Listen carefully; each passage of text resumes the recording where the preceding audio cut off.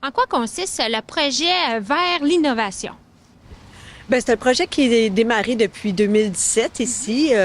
L'idée au départ, c'était de transformer le verre qui était généré sur le territoire, de le transformer ici pour le réutiliser ici. En 2016-2017, on avait fait un voyage, on avait vendu du verre en ville.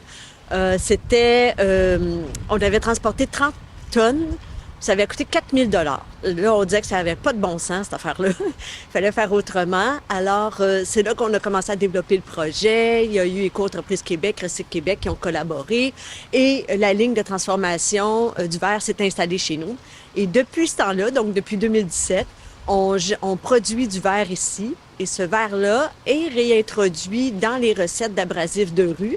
Donc, les villes et entrepreneurs qui font du déneigement, ils viennent acheter du verre, ils font leur recette d'abrasif de rue, ils diminuent le sel, ils diminuent le sable pour introduire une partie de verre.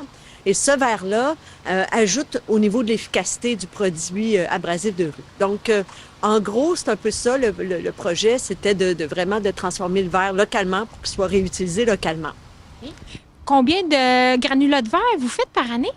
Je dirais, là, entre 350 et 450 tonnes là, dans ces eaux-là, dépendamment là, de ce qu'on reçoit comme quantité de verre dans une année. Et ce verre-là, je vous dirais que 70-75 est vendu aux municipalités et entrepreneurs. Et l'autre portion est achetée par des citoyens qui viennent en chercher pour faire des aménagements paysagers.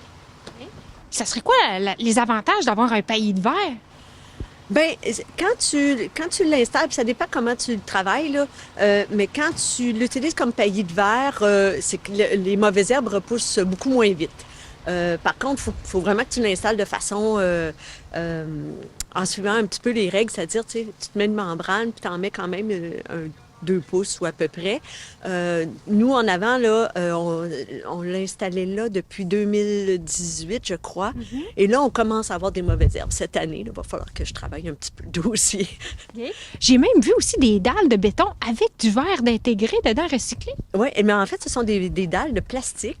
Ces dalles-là étaient produites à Victoriaville par une compagnie à Victoriaville.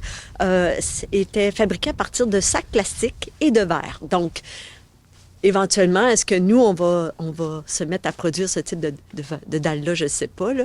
Mais effectivement, ça, c'est un mix qui peut se faire, puis qui peut permettre de produire des dalles. On pourrait aussi produire des planchettes. Donc, il y aurait peut-être différents produits là, qui pourraient être générés.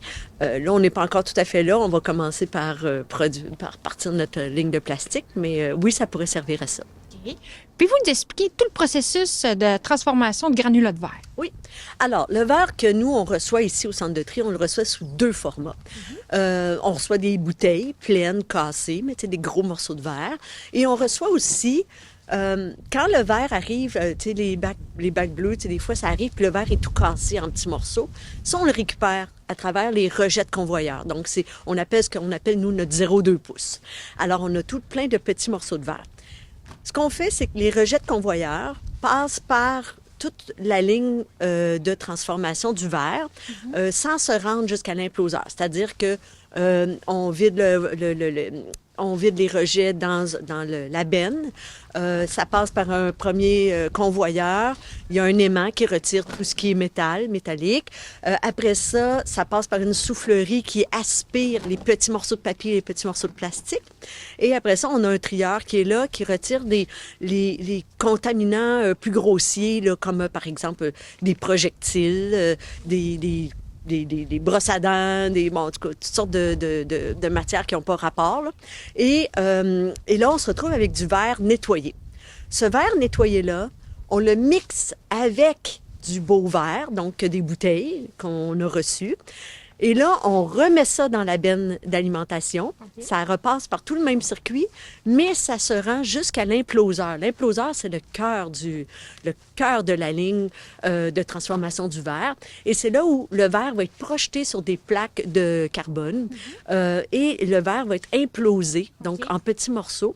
Et après ça, ça va se rendre vers un vibrant, donc où on a des tapis qui ont des ouvertures toutes toute la même grosseur. Comme un tamis. Et ça va, un tamis, exactement. Puis ça va venir tamiser, ça va nous générer un produit de 0,6 mm à peu près, donc assez harmonisé. Oui, il y a des petits grains là, de verre, donc comme des poussières pratiquement, mais ça peut se rendre jusqu'à 16 mm aussi. OK. Ce verre recyclé-là, est-ce qu'il est pur? 99,8 %. Donc, c'est-à-dire que c'est un produit de très belle qualité. Je pense que vous pouvez voir même à l'arrière, tu sais, c'est assez... quand tu le regardes, là, tu dis, bon, il n'y a pas beaucoup de contaminants là-dedans.